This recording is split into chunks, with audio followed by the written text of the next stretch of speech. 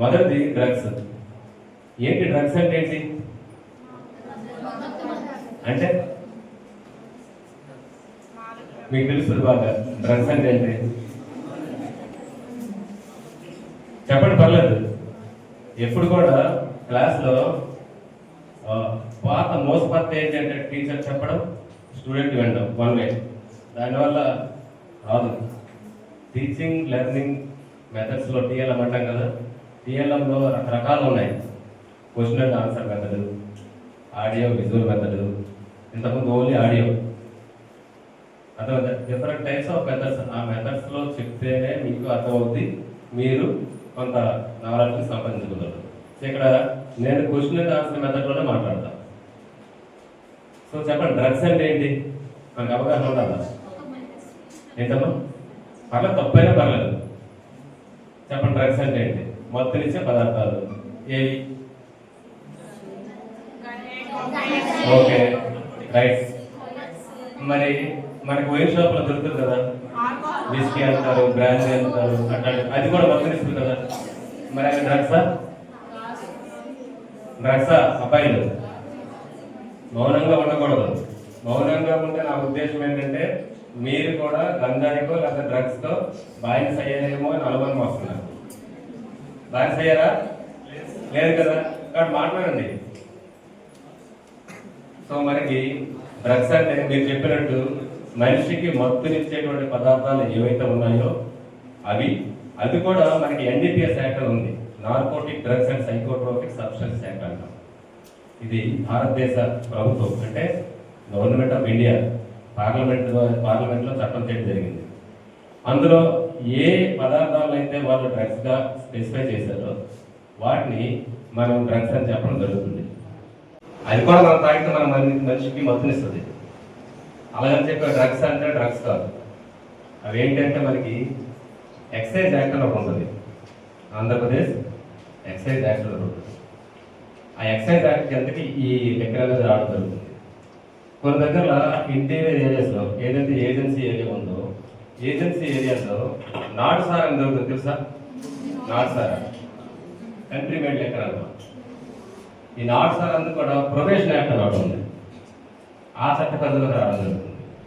So ఇప్పుడు మనం చెప్పేది ఏంటంటే డ్రగ్స్ గురించి మాట్లాడుతున్నాం కాబట్టి ఎన్డీపీఎస్ చట్టంలో కేంద్ర ప్రభుత్వం ఏ పదార్థాలు అయితే డ్రగ్స్గా పేర్కొనబడిందో వాటిని మాత్రమే మనం డ్రగ్స్ అని చెప్పడం జరుగుతుంది.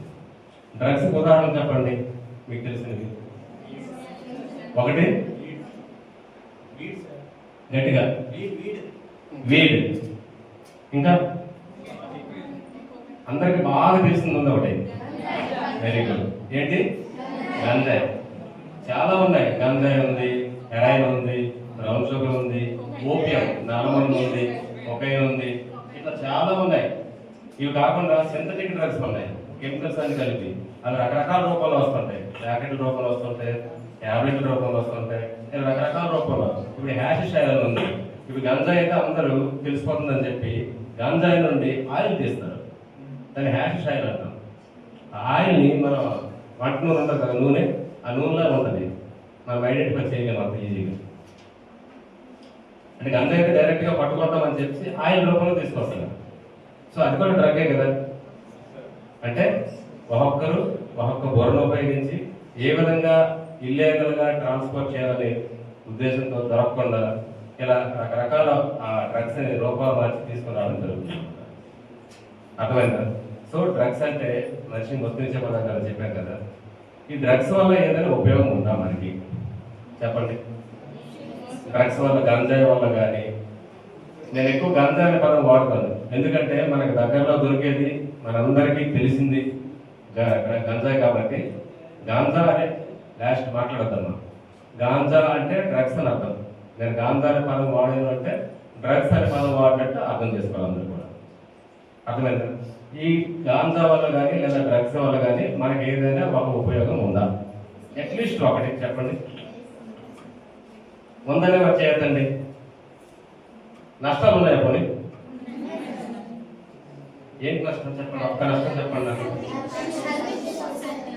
ఏంటన్నా? Very good. అంటే నేనేమంటానంటే ఒక కుటుంబాన్ని నాశనం చెయ్యాలి అంటే చాలా ఈజీ.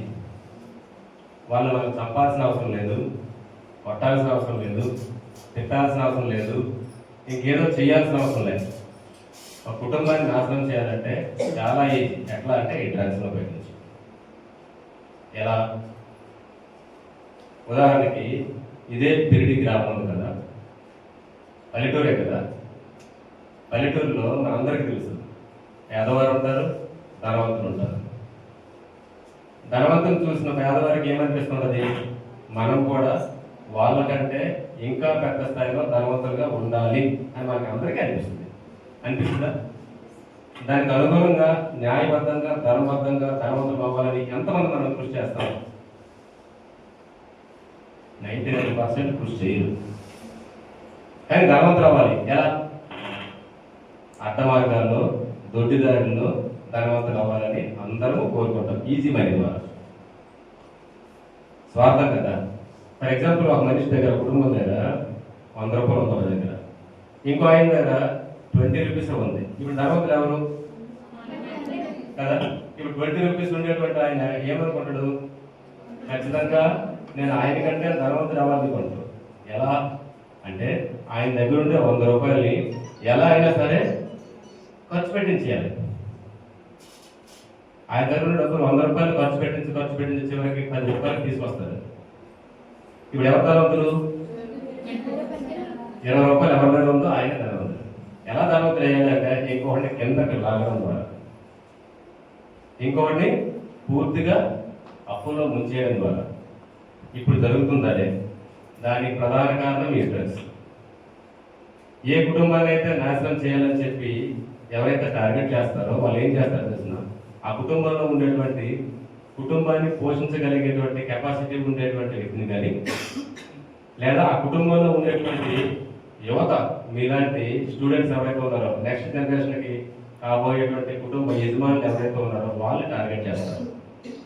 టార్గెట్ చేసి వాళ్ళకి చెప్తారు ఏమని, ఇదిగో పలానా వాళ్ళు గంజా తాగుతారు, చాలా బాగుంటుంది, మీరు కూడా తాగండి, చాలా బాగుంటుంది. ఫస్ట్ ఇనీషియల్గా గాంజా తాగితే చాలా అందంగా తయారవుతారు, గాంజా తాగితే మంచి శక్తి వస్తుంది, మంచి బలం వస్తుంది, గాంజా తాగితే ఇంకా చదువుకునేటువంటి కెపాసిటీ పెరుగుతుంది, గుర్తుంచుకునేటువంటి శక్తి పెరుగుతుంది, ఎగ్జామ్లో బాగా రాయొచ్చు, బాగా మార్కులు సంపాదించవచ్చు అని మిమ్మల్ని మోటివేట్ చేస్తారు గాంజా తాగమని. మీకు స్టార్టింగ్ ఏమనిపిస్తుంది? మీరు చెప్తుంది తప్పు, గాంజా తాగనవసరం లేదులే, గాంజా తాగి తాగేస్తే ఇబ్బంది పడతామని చెప్పి మీకు ఇనీషియల్ అనిపిస్తుంది. డైలీ రోజు వస్తాడు, బ్రెయిన్ వాష్ చేస్తాడు, 2వ రోజు 3వ రోజు అలా వారం రోజులు 10 రోజుల తర్వాత మీకు ఏమనిపిస్తుంది? అక్కడ ఉదాహరణ చెప్తాడు, పలానా తాగాడు, చాలా బాగా తాగాడు, సచిన్ టెండూల్కర్ కూడా తాగాడు, ఆయన చూడండి క్రికెట్ బాగా ఆడుతాడు అని రకరకాలుగా మిమ్మల్ని మోటివేట్ చేస్తారు. మీరు ఒక వారం 10 రోజుల తర్వాత మీకు అనిపిస్తుంది ఏమని, ఇది రోజు చెప్తున్నాడంటే ఇందులో ఏదో ఉంటుంది కాబట్టి ఒకసారి టేస్ట్ చూద్దాం, ఒకసారి టెస్ట్ చేద్దాం, ఒక్కసారి టెస్ట్ చేస్తే లేదా టేస్ట్ చూస్తే ఏమైపోతుంది, అలవాటు కాదులే అని మనకి ఏదో ఒక రోజు అనిపించడం మనం ఏం చేస్తాం? సరేలో ఒకరు చూద్దామని చెప్పి ఆయన అడుగుతాం. ఆయన చక్కగా మనం తీసుకెళ్తాడు, గాంజా ఇస్తాడు, మనతో దమ్ము కొట్టిస్తాడు. అప్పుడు గాంజా తాగినాక మనకేమనిపిస్తుంది? గాంజా తాగినాక మనకేమొస్తుంది? మత్తు వస్తుంది. మనకి ఆ సినిమాలో పాట ఉంది కదా, గాల్లో తేలినట్టు ఉందని, ఉందా? పవన్ కళ్యాణ్ పాట కదా. సో అలా గాంజా తాగితే ఖచ్చితంగా మనిషికి మత్తు వస్తుంది. అటువంటి మత్తు వచ్చినప్పుడు అందులో కూడా 2 రకాలు ఉన్నాయి, స్టిమ్యులెంట్స్, డిప్రెసెంట్స్. అంటే బాగా యాక్టివ్ చేసేటువంటి డ్రగ్స్ ఉంటాయి, కొంచెం డిప్రెస్ చేసేటువంటి డ్రగ్స్ కూడా ఉంటాయి. సో డ్రగ్స్ తాగిన తర్వాత మంచి యాక్టివ్గా ఉండేటువంటి పరిస్థితి వస్తుంది, కొన్నిసార్లు డిప్రెస్గా ఉండేటువంటి సిచ్యువేషన్ వస్తుంది. అప్పుడు మనకి ఏమనిపిస్తుంది? ఓ డ్రగ్స్ తాగితే ఏదో బాగా గాల్లో ఊగినట్టు ఉంది, చాలా బాగుంది అని అనిపిస్తుంది మనకి. మరోసారి టెస్ట్ చేద్దాం, చూద్దాం, ఏదైతే బాగున్నట్టు ఉందని చెప్పి 2వ సారి తాగుతాం, 3వ సారి తాగుతాం, అలా 4-5 సార్లు 20 సార్లు తాగితే ఆటోమేటిక్గా మనకి అలవాటు అవుతుంది. 21 సార్లు కనుక మనం తాగితే మనకి ఖచ్చితంగా అలవాటు అవుతుంది. ఎప్పుడైతే మనకి అలవాటు అయిందో, అలవాటు కాకముందు కూడా మనం ఎవరైతే టార్గెట్ చేస్తారో మనకి ఫ్రీగానే గాంజా సప్లై చేస్తారు, గుర్తుపెట్టుకోండి. మనకి ఎప్పుడైతే గాంజా తాగడం అలవాటైందో మనకి ఇవ్వాల్సిన గాంజా వాడు ఇవ్వరు. మరి గాంజా తాగడం అలవాటైంది కదా, నెక్స్ట్ మనం తాగాలి కదా, మరి గాంజా ఎక్కడి నుంచి వస్తుంది? సరే కొనుక్కోవడానికి మనకేమైనా షాపులో దొరుకుతుందా? చాకులు దొరికినట్టు ఎక్కడికి వెళ్ళాలి? గాంజా ఎక్కడ దొరుకుతుంది? ప్రస్తుతానికైతే మనకి ఒడిశాలో దొరుకుతుంది. మన ఆంధ్రాలో ఎక్కడ కూడా గాంజా పండించడం అనేది లేదు, మొత్తం స్మాష్ చేయడం జరిగింది. కాబట్టి ఇప్పుడు గాంజా కోసం ఒడిశా వెళ్ళాలి, ఒడిశాలో కొనాలి అంటే వెళ్ళడానికి ట్రాన్స్పోర్టేషన్ ఛార్జెస్, అక్కడ కొనడానికి ఛార్జెస్, తిరిగి రావడానికి ఛార్జెస్. సరే ఒకసారి వెళ్తాం తీసుకొస్తాం, సరే ఒకసారి తాగితే అలవాటు మానేస్తాం మనం. ఒకసారి అలవాటు అయితే ఖచ్చితంగా మళ్ళీ మళ్ళీ మళ్ళీ కంటిన్యూ అవుతూ మనం సరిపోయినంత వరకు కూడా మనకు అలవాటు అనేది ఉంటుంది. సరిపోయినంత వరకు తాగాలి, ప్రతిరోజు వెళ్ళాలి, కొనాలి, తీసుకురావాలి, ప్రతిరోజు కూడా ఖర్చే. ఎక్కడి నుంచి వస్తుంది డబ్బులు? ఎక్కడి నుంచి వస్తాయి? స్టూడెంట్ అనుకోండి, సంపాదించడు, ఇంటి దగ్గర సంపాదించిన డబ్బులు ఏవైతే ఉన్నాయో అవి ఖర్చు పెడతారు. అవి సరిపో కదా. మీ తల్లిదండ్రులకు పెన్షన్ వస్తే ఆ డబ్బులు ఖర్చు అవుతాయి, అది సరిపోదు. ఇంట్లో బంగారం అమ్ముతారు, అది సరిపోదు. ఇల్లుని అమ్ముతారు, భూములను అమ్ముతారు, అది కూడా సరిపోదు. ఎందుకంటే మనకు అలవాటు కాబట్టి, మన దానికి ఎడిక్ట్ అయిపోయింది కాబట్టి, డైలీ తాగాలి కాబట్టి ఖచ్చితంగా మన దగ్గర ఉన్నటువంటి డబ్బులు, ఉంచుకున్న డబ్బులు మనకు సరిపోవు. చూసారా, ఇంట్లో ఉండేటువంటి గౌరవంగా జీవించేటువంటి కుటుంబము చివరికి ఇల్లు పోయి, ఆస్తులు పోయి, ఇంటి దగ్గర పెట్టుకున్న డబ్బులు పోయి, బంగారం పోయి చివరికి ఎక్కడికి వచ్చాం మనం? రోడ్డుగా కూర్చోం, మొత్తం అమ్ముకొని. అర్థమైందా?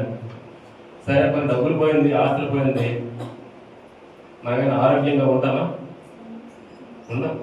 ఆర్థికంగా నష్టపోయాం, సరే ఆరోగ్యంగా ఉంటామంటే ఎట్టి పరిస్థితుల్లో కూడా గాంజా కానీ డ్రగ్స్ కానీ తాగితే ఆరోగ్యం అనేది మనకి ఉండదు. ఎందుకంటే ఈ డ్రగ్స్ అనేవి మన సెంట్రల్ నర్వస్ సిస్టమ్ మీద పనిచేస్తాయి. అర్థమైంది? ఎవరైతే డ్రగ్స్ తీసుకుంటారో ఒకసారి అబ్జర్వ్ చేయండి, వాళ్ళందరూ కూడా షవరింగ్ వస్తుంది, వణుకుతారు, మాట్లాడలేరు, ఎక్కువ టైం నిల్చోలేరు, ఎక్కువ టైం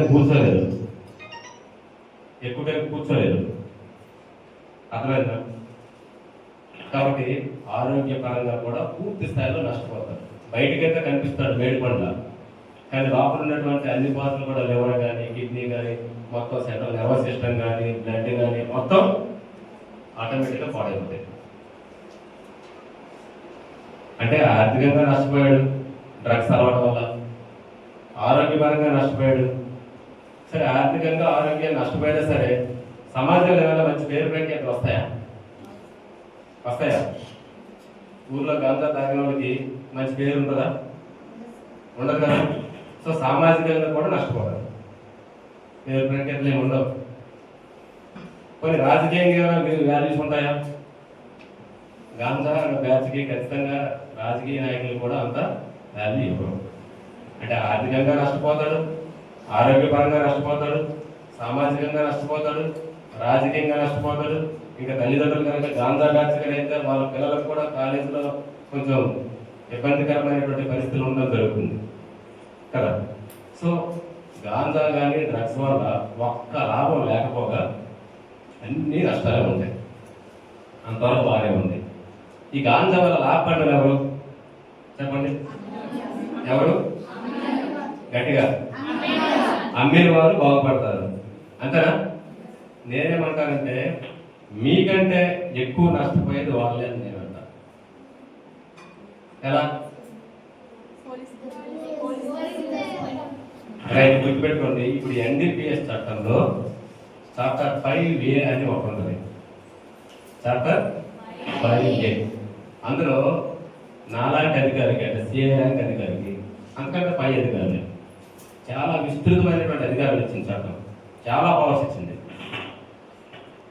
ఎలాంటి పవర్స్ అంటే దాని గురించి చెప్తాను.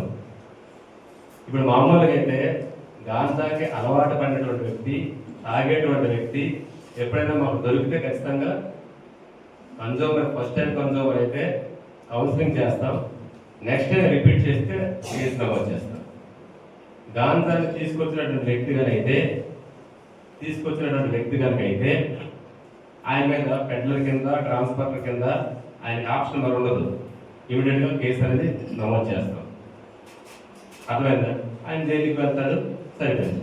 కానీ ఎవరైతే ఈ గాంజా తీసుకొచ్చి అమ్ముతారో, సెల్లర్స్, అమ్మేవాడు ఎవరైతే ఉన్నాడో, ఈ అమ్మేవాడు మీకంటే ఎక్కువ నష్టపోతాడు అని ఎలా నేను చెప్తున్నానంటే, ఏదో ఒక సందర్భంలో ఆయన డైరెక్ట్గా మాకు దొరకనవసరం లేదు. ఇనీషియల్గా వాడు ఎవరికైతే అమ్ముతాడో, ఉదాహరణకు మీ లాంటి అమ్మారనుకోండి, మీరు మాకు గాంజా తాగో లేకపోతే గాంజా అమ్ము, మాకు ఏదో ఒక సందర్భంలో దొరుకుతారు కదా.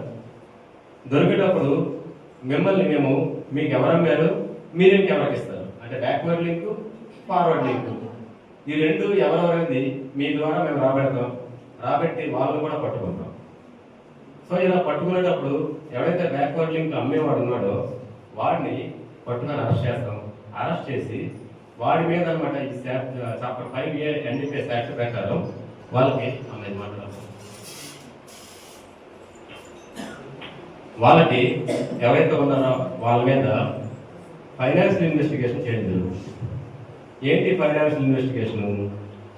ఎవరైతే ఈ డ్రగ్స్ రిలేటెడ్ పర్సన్స్ ఉన్నారో, ఈ డ్రగ్స్ సంబంధించి ఎవరైతే బిజినెస్ చేస్తున్నారో, అది ఏ డ్రగ్ అయినా కావచ్చు, బిజినెస్ చేస్తున్నారో వాళ్ళ ఆస్తుల మీద ఇన్వెస్టిగేషన్ అనమాట. ఎవరైతే ఫర్ ఎగ్జాంపుల్ 10 సంవత్సరాల నుండి బిజినెస్ చేస్తున్నారు అనుకోండి, ఒక 10 కోట్లు సంపాదించాడు, ఒక 1 కోటి రూపాయలు భూముల మీద పెట్టాడు, ఒక 1 కోటి రూపాయలు గోల్డ్ కొన్నాడు, మిగిలింది ఇల్లు కట్టాడు, మిగిలింది ఇంకెక్కడో ఫిక్స్డ్ డిపాజిట్ చేశాడు అనుకోండి.